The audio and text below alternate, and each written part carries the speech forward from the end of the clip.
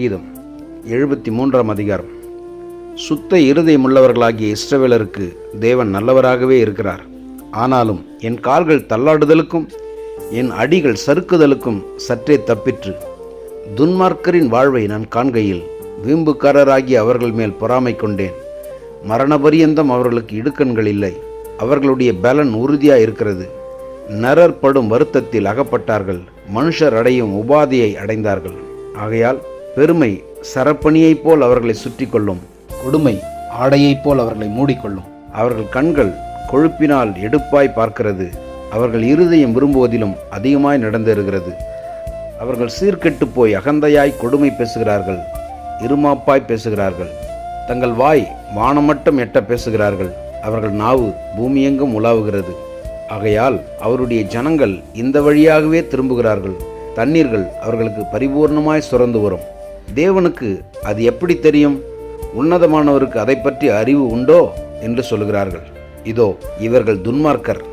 இவர்கள் என்றும் சுகஜீவிகளாயிருந்து ஆஸ்தியை பெருக பண்ணுகிறார்கள்.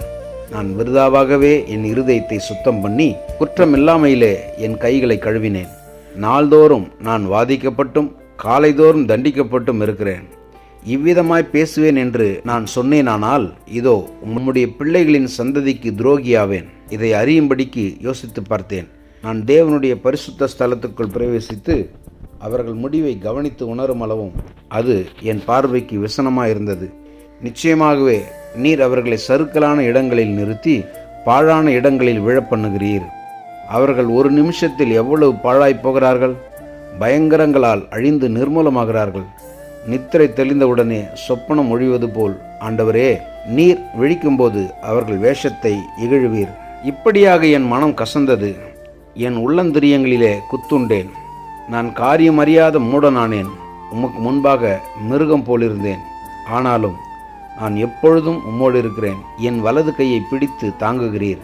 உம்முடைய ஆலோசனையின்படி நீர் என்னை நடத்தி முடிவிலே என்னை மகிமையில் ஏற்றுக்கொள்வீர். பரலோகத்தில் உம்மையல்லாமல் எனக்கு யார் உண்டு? பூலோகத்தில் உம்மை தவிர எனக்கு வேற விருப்பமில்லை. என் மாம்சமும் என் இருதயமும் மாண்டு போகிறது. தேவன் என்றென்றைக்கும் என் இருதயத்தின் கண்மலையும் என் பங்குமாயிருக்கிறார். இதோ உம்மை விட்டு தூரமாய் போகிறவர்கள் நாசமடைவார்கள். உம்மை விட்டு சோரம் போகிற அனைவரையும் சங்கரிப்பீர். எனக்கோ தேவனை அண்டிக் கொண்டிருப்பதே நலம். நான் உமது கிரியைகளையெல்லாம் சொல்லி வரும்படி கர்த்தராகிய ஆண்டவர் மேல் என் நம்பிக்கையை வைத்திருக்கிறேன். ஆமென்.